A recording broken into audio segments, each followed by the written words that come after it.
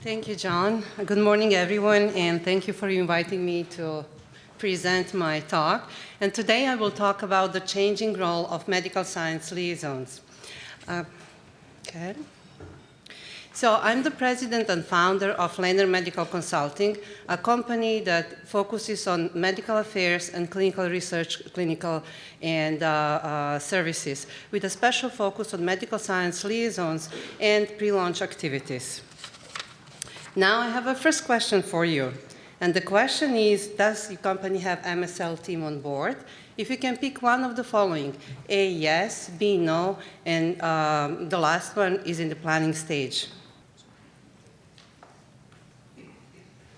Okay, so we have a lot to learn today then. Thank you. So medical science liaisons are therapeutic specialists that have an important role in product lifecycle development, including early compounds in early stages of development. As catalyst of collaboration and communication between pharmaceutical industry and thought leaders, MSLs are becoming very essential in a sense of timely information, research resources, and business intelligence. Now, this table actually shows you the data from IMS, and it shows you the top 15 global corporations, their sales in 2008. And interesting fact is that they all have or had MSL teams on board during a critical phase of product launches.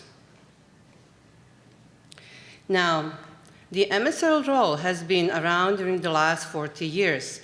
And the function has taken on different responsibilities. Many times it depended on a company's needs, objectives, and even understanding of the MSL role. MSL role originally was established as a scientific support to sales representatives and to work with academia-based physicians.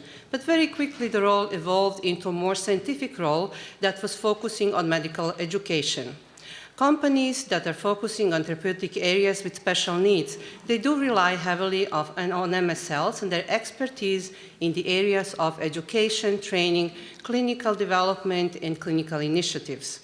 The role has been changing recently again due to all these different developments on the market. And then today, role is becoming more independent and more strategic role.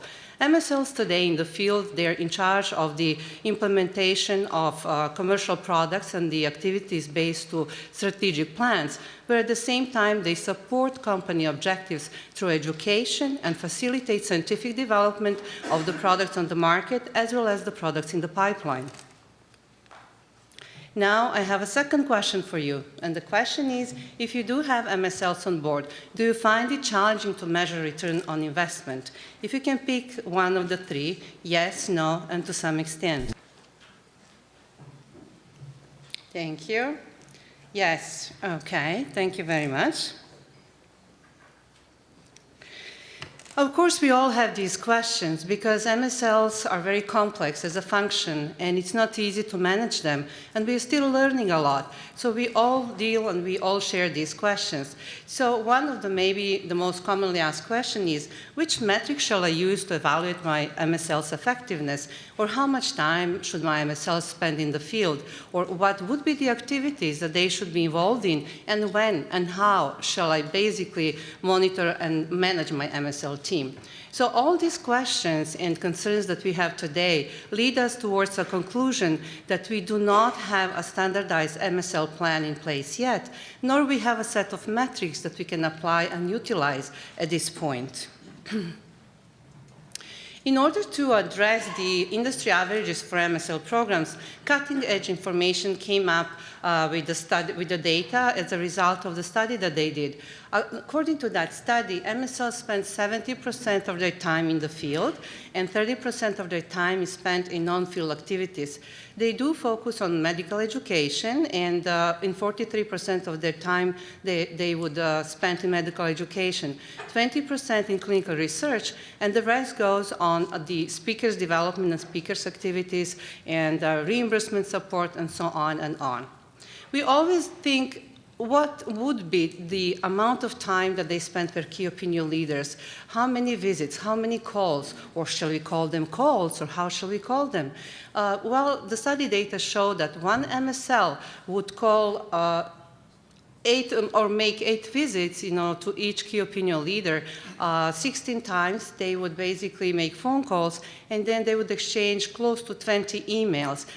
It is only per one key opinion leader in a year time. So this is some kind of a industry average that basically they came up with. Now, what can I say? The industry today is dealing with lots of challenges, and companies are experiencing shrinking sales forces. At the same time, there is issue with pipelines, there is issue with patents, and the role of MSLs is becoming increasingly important. So for the same reason, the importance of MSL programs and plans is becoming more important than ever. To address this deficit, Lehner Medical Consulting, in collaboration with Sincero Consulting, has developed an MSL program that consists of 7 steps from awareness to to return on investment. And basically, this program is addressing the need for MSL plan and giving and assisting companies in developing, implementing, and managing MSL teams today. So these are actually 7 key points or components of the program. The program focuses on MSL's role and activities in the field. At the same time, it does focus on communication of MSLs with internal and external clients. When we're talking about internal clients, we're talking about the sales force, and we're talking about marketing teams. Given the fact that ethics and compliance guidelines came out at some point, and they did change the compliance environment, we have made some recommendations for the integrated communication between MSLs and sales field. At the same time, we know how much it is important for MSLs to communicate with marketing teams, and it's so crucial for a successful product launch. At the same time, the program is flexible and can meet clients' needs, where we really do real-time assessment and come up with different tools and strategies that are needed in a certain time for a certain client. Oops. Okay, in conclusion, I would like to highlight 3 objectives of the program.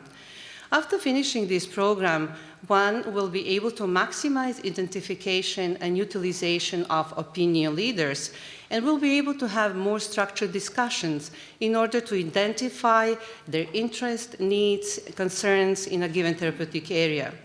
One will be able to understand the implication of opinion leaders' perspective and their feedback, and will be able to bring the opportunities in-house to enable marketing and medical teams to make really strong messages and enable them to meet therapeutic needs and clinical expectations in the field. And the last one is really increasing awareness and raising the level of credibility by supporting key messages and involving key opinion leaders through the relationship with them so that they can be delivered in a scientific, ethical, and compliant way in order to support your brand in a given therapeutic area.